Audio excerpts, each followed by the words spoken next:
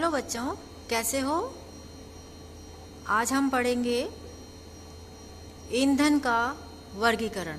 पिछले वीडियो में हमने ईंधन की परिभाषा पढ़ी थी और समझा था कि ईंधन यानी फ्यूल को जब हम वायु अथवा ऑक्सीजन के संपर्क में रखते हैं तो बहुत अधिक मात्रा में हीट एंड लाइट प्रोड्यूस होती है और प्रोडक्ट्स मिलते हैं।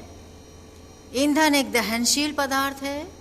ईंधन को हम केमिकल फ्यूल भी बोलते हैं, रासायनिक ईंधन भी बोलते हैं। और ईंधन में मुख्यतया कार्बन की उपस्थिति होती है। वैसे तो ईंधन में कार्बन, हाइड्रोजन, है ना, sulphur, nitrogen, oxygen, water vapours, इनके बारे में हमने पढ़ा था। एक शब्द देखा था CH, स्नो। CH, स्नो, है ना। C for carbon, H for hydrogen, S for sulphur, N for nitrogen, O for oxygen and W for water vapours. ये सब हमने पिछले वीडियो में देखा था। आज हम देखते हैं कि ईंधन को किस तरीके से क्लासिफाई किया जाता है। ईंधन का वर्गीकरण।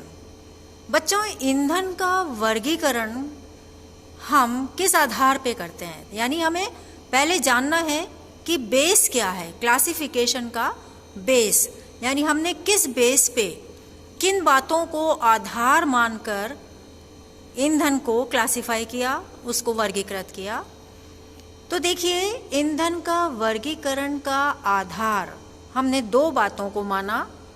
पहला, प्राप्ति का स्थान यानी स्टेट ऑफ एग्रीगेशन, कहाँ से हमें प्राप्त हुआ, पहला आधार। दूसरा, किस रूप में प्राप्त हुआ, यानी उसकी फिजिकल स्टेट। समझ गए?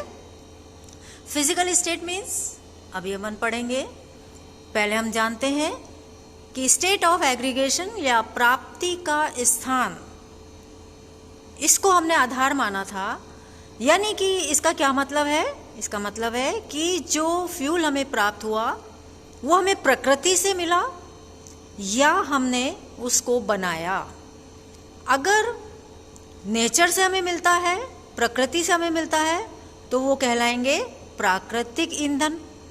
और जो प्रकृति में मिला उससे हमने जो तैयार किए फ्यूल, वो कहलाते हैं कृत्रिम ईंधन या सिंथेटिक फ्यूल या आर्टिफिशियल फ्यूल, और दूसरी भाषा में सेकेंडरी फ्यूल।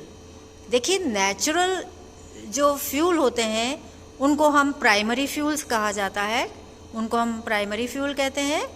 और जो आर्टिफिशियली प्रिपेयर्ड होते हैं उनको हम सेकेंडरी फ्यूल कहते हैं। तो प्राप्ति का स्थान को हमने आधार माना कि भाई हमें कहाँ से मिला। प्रकृति से मिला तो वो प्राकृतिक ईंधन कहलाएगा। अगर हमने उस प्रकृति से जो हमें ईंधन मिला है उससे फिर हम और दूसरे तरीके से फ्यूल का उसको हम बनाएं तो वो कहलाते हैं कृत्रिम ईंधन। भौतिक अवस्था, तो अब प्रकृति में हमें किस रूप में मिला, उसकी फिजिकल स्टेट क्या है। फिजिकल स्टेट का मतलब है क्या वो ठोस रूप में है या द्रव रूप में है या गैसियस फॉर्म में है। ठोस, द्रव और गैस किस रूप में हमें मिला, वो उस बात को हमने आधार माना। तो ईंधन को हम क्लासिफाई किस रूप में करते हैं, किसको आधार मान के करते हैं कि कहाँ से मिला और किस रूप में मिला। तो समझ में आ गया। ईंधन को वर्गीकृत करने के लिए हमने आधार माना प्राप्ति का स्थान और भौतिक अवस्था। प्राप्ति का स्थान का मतलब क्या वो प्रकृति से मिले हैं, क्या वो हमने तैयार किए हैं या आर्टिफिशियली प्रिपेयर्ड हुए हैं। भौतिक अवस्था का मतलब क्या वो ठोस रूप में मिले हैं या द्रव रूप में मिले हैं या गैसियस रूप में मिले हैं। तो इन सब बातों को आधार मानकर हमने ईंधन को क्लासिफाई किया।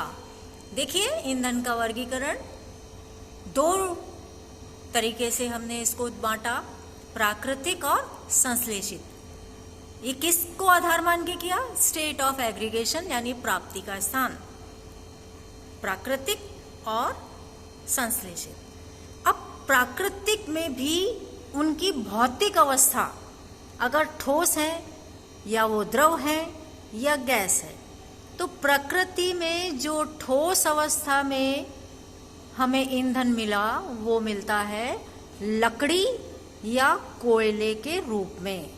आप ध्यान दीजिए कि जो प्रकृति में हमें फ्यूल मिलता है वो या तो वुड या कोल के रूप में मिलता है। द्रव रूप में प्रकृति में या नेचर से जो हमें लिक्विड फॉर्म में फ्यूल मिलेगा उसे हम क्रूड ऑयल, कच्चा तेल कहते हैं। और जो गैसियस फॉर्म में मिलता है उसको हम बोलते हैं भाई ये नेचुरल गैस है।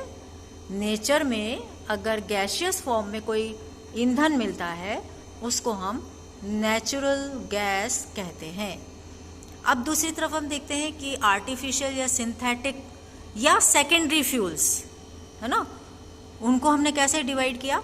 सॉलिड फॉर्म में कोक और चारकोल। यानी कोक और चारकोल, देखिए हमने प्राइमरी रूप में मिला था ईंधन लकड़ी और कोयला, उससे हमने बनाया कोक और चारकोल। हमने बनाया इसलिए वो संश्लेषित कहलाता है, कृत्रिम कहलाता है। और चूंकि ये ठोस रूप में होते हैं तो इसलिए ये कहलाएंगे संश्लेषित ठोस फ्यूल। कौन कौन से? Coke and charcoal. इसी तरह से देखिए संश्लेषित द्रव फ्यूल कौन कौन से हैं?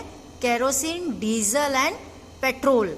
ये हमने किससे बनाया? जो हमें नेचर में क्रूड ऑयल मिला था, कच्चा तेल मिला था, उसका हमने प्रभाजी आसवन किया, फ्रैक्शनल डिस्टिलेशन किया और हमें केरोसिन, डीजल, पेट्रोल ये सब मिले तो हमने बनाया। इसलिए ये सिंथेटिक द्रव फ्यूल कहलाते हैं यानी सेकेंडरी फ्यूल्स कहलाते हैं। अब देखिए तीसरा, सिंथेटिक गैस रूप में biogas, oil gas and water gas. समझ में आ गया बच्चों? ये बायोगैस है, ऑयल गैस है, वाटर गैस है, ये हमने किससे मिला? क्योंकि नेचर में हमें जो गैस मिली थी नेचुरल गैस, उससे हमने बनाया biogas, oil gas and water gas. तो इस प्रकार से फ्यूल को क्लासिफाई किया जाता है। आधार हमने माना, बेस हमने किसको माना कि भाई हमें कोई भी फ्यूल है वो नेचर में मिला है या हमने खुद ने तैयार किया है। अगर नेचर में मिलता है तो हम उसको नेचुरल फ्यूल्स कहते हैं। अब नेचुरल फ्यूल्स की फिजिकल स्टेट क्या है? सॉलिड है, लिक्विड है, गैस है ना। तो सॉलिड में मिलता है नेचर में, आपने देखा होगा, लकड़ी के रूप में मिलता है, कोयले के रूप में मिलता है, द्रव फॉर्म में कच्चा तेल मिलता है। जब हम ड्रिलिंग करते हैं तो हमें कच्चा तेल मिलेगा, उसका फ्रैक्शनल डिस्टिलेशन करते हैं तो हमें केरोसिन, डीजल, पेट्रोल ये लिक्विड फ्यूल हमें मिलता है, हम तैयार करते हैं। इसलिए इनको बोलते हैं सिंथेटिक द्रव ईंधन। इसी प्रकार से नेचर में मिलने वाली जो गैस होती है वो नेचुरल गैस होती है, उससे हम लोग तैयार करते हैं कौन कौन सी? Biogas, oil gas, water gas. इस प्रकार से हम ईंधन को क्लासिफाई करते हैं। आशा है आपको समझ में आ गया होगा। Thank you.